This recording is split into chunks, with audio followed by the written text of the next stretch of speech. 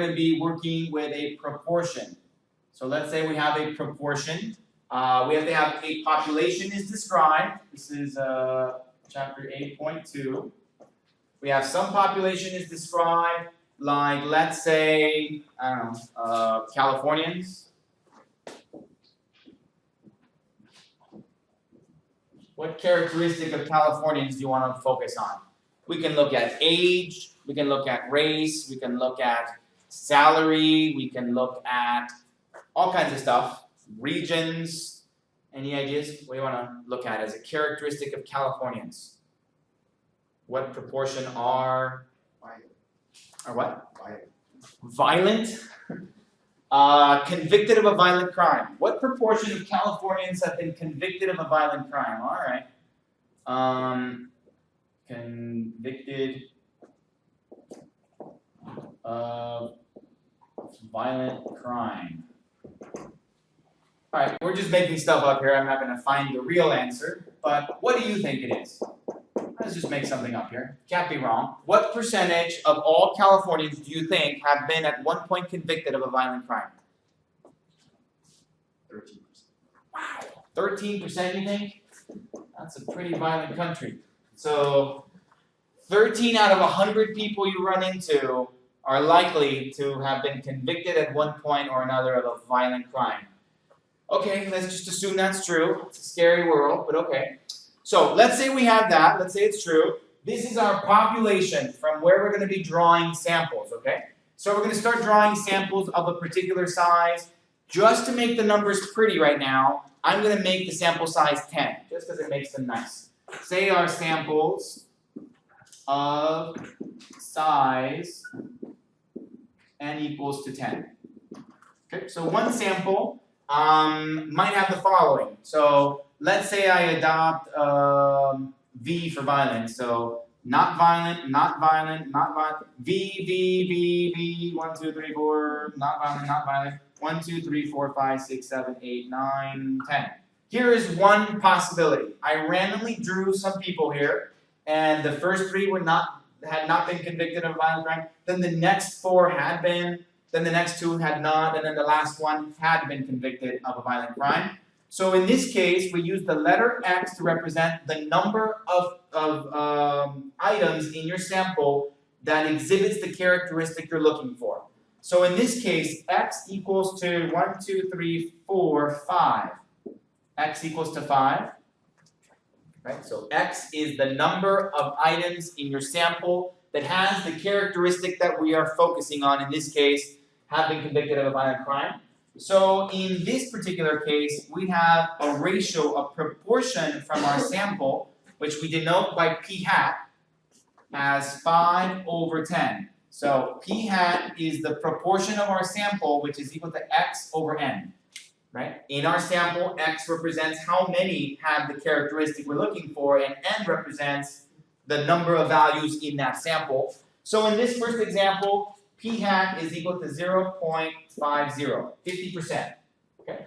Then we draw another random, take another random sample from our population of 10 people, and we identify whether or not they've been convicted of a violent crime. So let's say sample 2 has N, and V, N. So let's say 1, 2, 3, 4, 5, 6, 7, 8, 9, 10, and only 1, 2, 3 of them have the characteristic of being a violent, convicted of violent crime. So in this case, we're getting 30%. Okay, so we can do this over and over and over again, over and over and over again. Sometimes we get p hats that are 0.38%. Sometimes we get p hats that are 0.58%. Right? We can get any value. Well, that's not necessarily true. It depends on the sample size that you pick, but you get lots of different values of p hat. And when you graph all these values of p hat, we're going to say that these values are normally distributed. Normal distribution of sample proportions. Okay. The other one was sample means. This is sample proportions. These are ratios. right? I can't find the average here. I got 5 people had not been convicted and 3 people had been. We can't find the average between that, so there is no mean there. But we can find the ratio. We can find the proportion in our sample that have the characteristic. So these are proportions. So we're going to call this p hats here. Every one of these dots here represents the proportion that comes from one of these samples of size n equals to 10 in this case. Okay? So the mean of this distribution is normal, and the mean of mu of p hat is going to be equal to p. So this is where mu of p hat equals to p. And the standard deviation, sigma of p hat, equals to p times q divided by n, square root of that whole thing. Okay, so these are the two formulas that will give us the value of sigma and mu. And so for our case, we get 13%. So the mean of this distribution of sample proportions will be equal to 0.13. And sigma of p hat, the standard deviation of that distribution, will be equal to 0.13 times 0.87 divided by 10, and then square root of that whole thing. So remember that q is equal to 1 minus p. It's the complement of p. It's the probability of failure, right? They're all synonymous. So let's figure out what that is in this particular case.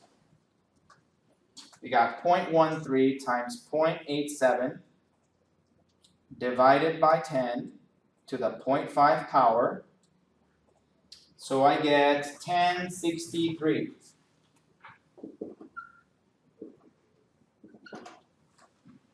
Good?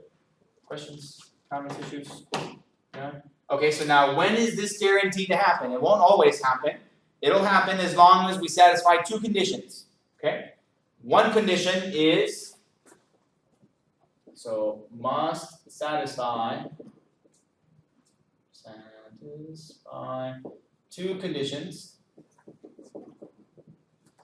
Number 1 is that the sample size n has got to be small compared to the population. We can't have a sample size that's too big.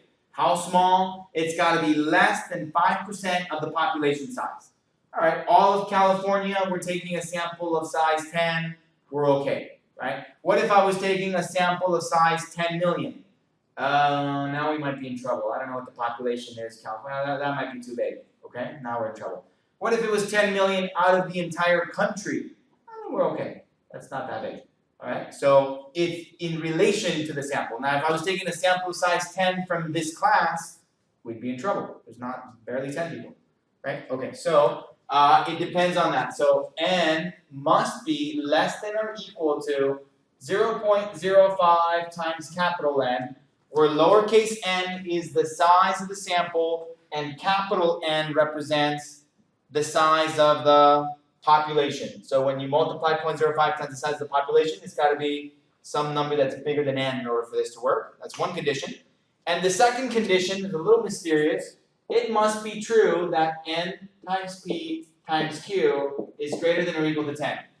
Okay, so those two things have to be satisfied. If they are, both things are true, then we know this is going to hold. This is going to be true. The sampling distribution of sample proportions is going to be normal, and the mean and standard deviations will adhere to these 2 rules.